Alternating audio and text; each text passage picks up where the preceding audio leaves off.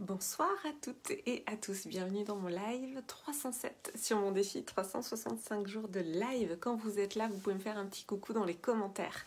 Ce soir, je vous parle d'un film culte. Voilà, j'ai envie de me servir de ce support pour vous parler de l'équilibre entre l'énergie féminine et masculine. Vous savez que c'est mon sujet. Si c'est la première fois que vous voyez un de mes lives, en effet, peut-être que vous ne savez pas que c'est mon sujet. Je suis Clémence Martin, je suis la fondatrice de The Positive Place. Vous pouvez me faire un petit coucou quand vous êtes là. Si vous êtes là en replay, vous pouvez me mettre le hashtag replay, comme ça on rentre en lien. Dans ces lives, je vous partage des anecdotes personnelles, je vous partage mon ressenti.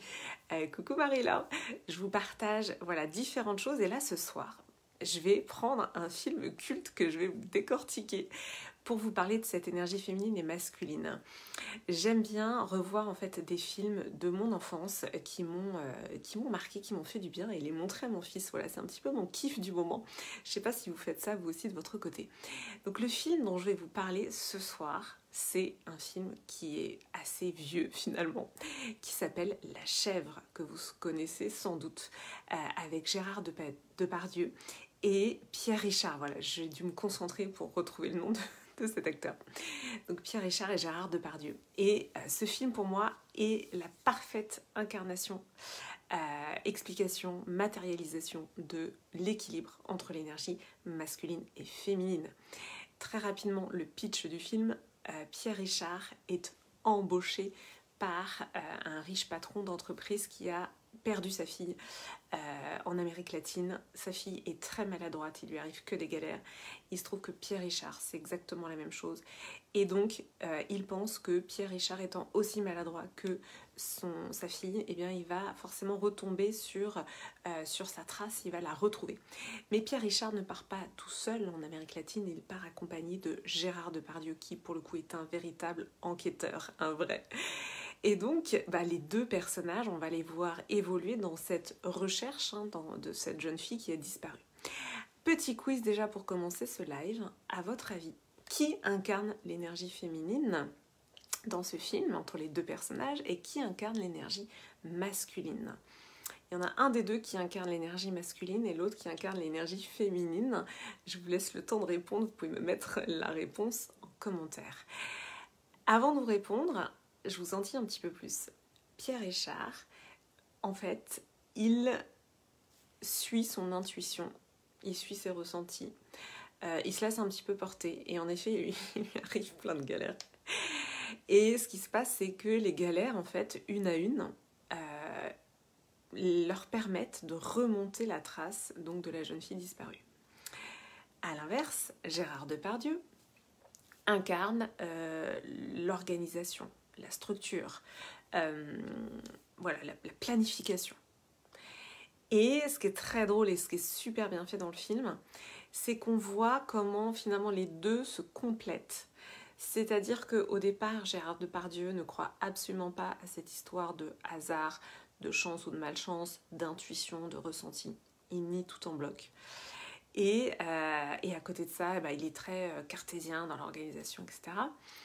Et en fait, au fur et à mesure du film, et c'est ça qui est génial, c'est qu'on voit que, quand même, au fur et à mesure, Gérard Depardieu se rend compte que c'est quand même incroyable ce que Pierre Richard, sans le vouloir vraiment, arrive à faire. C'est-à-dire qu'il arrive à les mettre sur la piste d'eux. Et au fur et à mesure du film, c'est énorme parce qu'on le voit évoluer. Et puis, vers la fin, ils sont dans la jungle. Je prends juste l'exemple de cette scène. Ils sont dans la jungle. Ils sont perdus. Et c'est Pierre Richard qui conduit. Et ils ne savent pas s'ils doivent aller à droite ou à gauche. Et là, Gérard Depardieu, au lieu de trancher comme il aurait fait au début du film, en mode non mais on fait comme ça, c'est comme ça qu'il faut faire, lui pose la question, mais toi t'aurais fait quoi? Qu'est-ce que tu ressens? Et là, Pierre Richard dit, je ressens d'aller à gauche. Et ils vont à gauche et puis finalement, ils vont trouver la jeune fille. Donc c'est exactement ça, donc vous l'aurez compris, dans ce film, Gérard Depardieu incarne l'énergie masculine et Pierre Richard l'énergie féminine.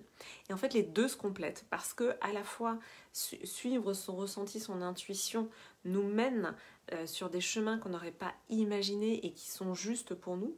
Et en même temps, si on est toujours ce soir je suis mon intuition, j'ai pas envie de faire ça, ça marche pas. Donc c'est là que l'énergie masculine, elle est soutenante à un moment donné et que elle est là pour structurer. Donc c'est vraiment un mix des deux. Et en fait, quand on est seul avec soi-même, c'est pas si facile que ça de comprendre à quel moment il faut mobiliser son énergie masculine, à quel moment on va laisser parler son énergie féminine. Donc c'est une espèce de danse en fait, hein, c'est une espèce d'équilibre, c'est vraiment une histoire de funambule, hein, comme ça on est en équilibre sur un fil et puis on va mobiliser soit son énergie masculine, soit son énergie féminine. Et j'ai envie de dire, dans une journée, moi aujourd'hui, j'utilise tout le temps les deux en fait. Par exemple, quand je dois faire en effet des tâches qui sont très structurelles, comme en effet faire mes comptes, créer des choses, on va dire, où j'ai pas besoin de ma part de créativité, bah là je vais y aller comme ça avec mon énergie masculine. Et puis d'un autre côté, bah, y a des moments où j'ai des impulsions comme ça de créativité et là je sais qu'il ne faut pas que je loupe le coche parce que ma créativité, mon intuition, ça peut partir comme ça. Donc ça, dans tous les livres de créativité, vous allez le lire que en fait quand vous avez une idée, il faut la noter tout de suite parce que en fait la créativité, elle est un petit peu, elle est comme ça, elle est vaporeuse quoi. Donc tout d'un coup on a des idées, on a des flashs et puis ça peut partir en fait. Donc voilà, on a vraiment besoin des deux. Et donc par exemple, typiquement dans cette histoire de créativité, si vous avez une idée qui vous vient, eh bien en fait il faut la noter. Et donc ça en disant il faut la noter, c'est quoi? C'est l'énergie masculine qui rentre en jeu, de l'organisation, de la planification, voilà. Donc c'est vraiment cet équilibre-là. Et en plus, l'autre difficulté, donc déjà c'est de retrouver cet équilibre en soi, et l'autre difficulté c'est que dans notre société, on a quand même une énergie masculine et une énergie féminine qui sont déséquilibrées du fait de l'organisation patriarcale. Donc il y a en plus, on va dire, un rééquilibrage à apporter de guérir en fait notre féminin blessé, notre masculin blessé. Donc ça paraît complexe comme ça, mais en fait c'est à la fois passionnant et en effet, pour moi ça a été une clé aussi d'énergie, de comment je vais réussir à mieux gérer mon énergie et finalement être plus efficace et à tout simplement à gérer mieux mon énergie, à avoir ces moments de créativité, à avoir ces moments structurels, structurants, avoir ces moments aussi de repos. Et quand on est entrepreneur, c'est vrai que c'est central en fait de savoir gérer son énergie. Parce qu'évidemment, on a beaucoup de choses à faire en tant qu'entrepreneur. Donc pour moi, c'est une clé. Donc que vous soyez entrepreneur ou pas, et que si vous avez envie de gérer votre énergie, l'atelier Saint-Valentin que j'ai proposé jeudi est toujours accessible en replay. Je vous mettrai le lien dans cette vidéo.